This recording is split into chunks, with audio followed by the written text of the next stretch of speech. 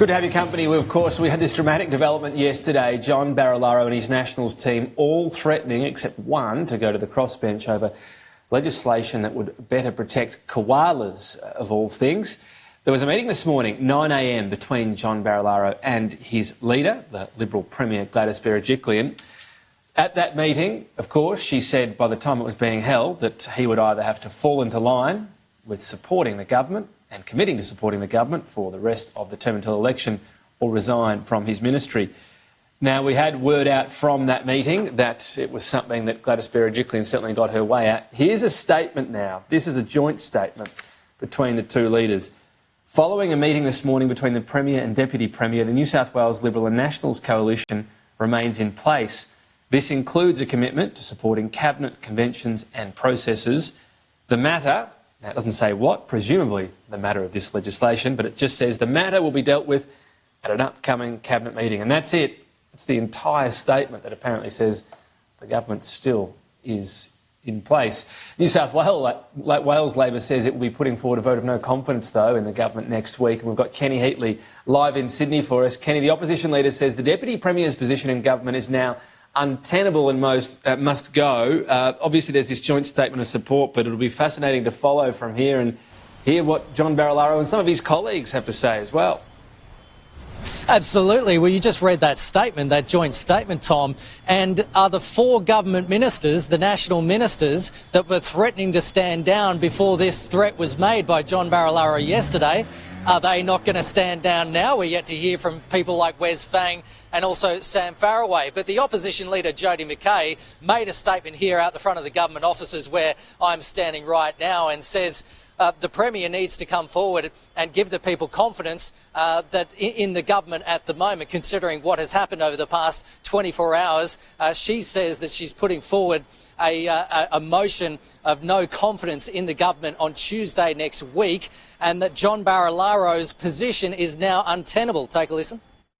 I believe his position is now untenable. He cannot continue to be the Deputy Premier of the state. I believe this Deputy Premier, while he remains as leader of the Nationals and as second in charge of this state, will continue to undermine the government at a time where we need stability and where we need competent decision making, and we simply don't have this. I just want to take you through some of the timeline of this extraordinary 24 hours in New South Wales politics. So early afternoon yesterday, John Barilaro, backed by his national ministers, said that he wasn't going to join joint party room meetings. He wasn't going to vote on any coalition bills all over this koala protection policy, effectively moving all his ministers to the crossbench and paralysing the government. Then, last night, the Premier, Gladys Berejiklian, issued an ultimatum to John Barilaro saying, fall back into line or I'm going to reshuffle the entire ministry. Now, she was serious about that because she even booked Government House just in case she would have to swear in a whole new ministry. Right. She also said to John Barilaro, you're going to have to support the coalition and be a part of the coalition up to the election in 2023.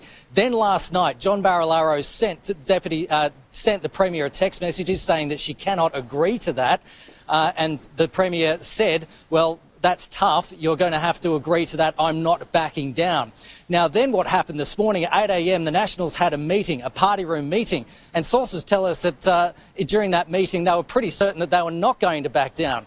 Then about an hour later, the Premier and the Deputy Premier had a meeting in the Premier's office for about 25 minutes. And during that meeting, John Barilaro suggested several concessions to which the Premier agreed to none of them. And the Premier said, are you in the coalition or are you out?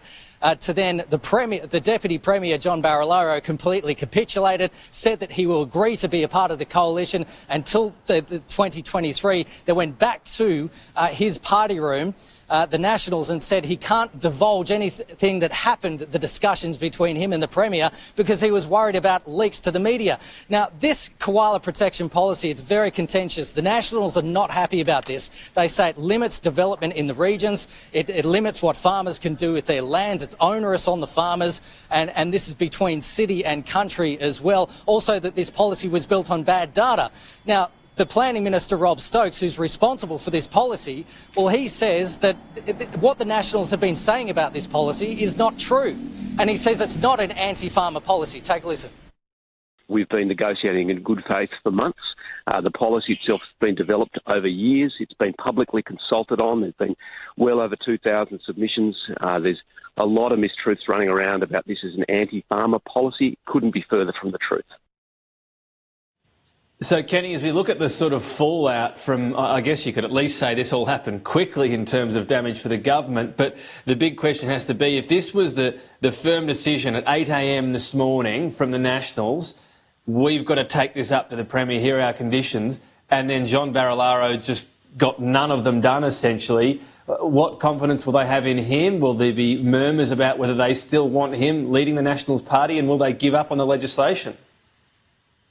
Exactly. Well, apparently, and I just listened to an interview on Sydney radio with John Barilaro, who says this koala protection policy, which is under the State Environmental Protection Policy, is now going to Cabinet. So this is not over for the Nationals with this koala protection policy.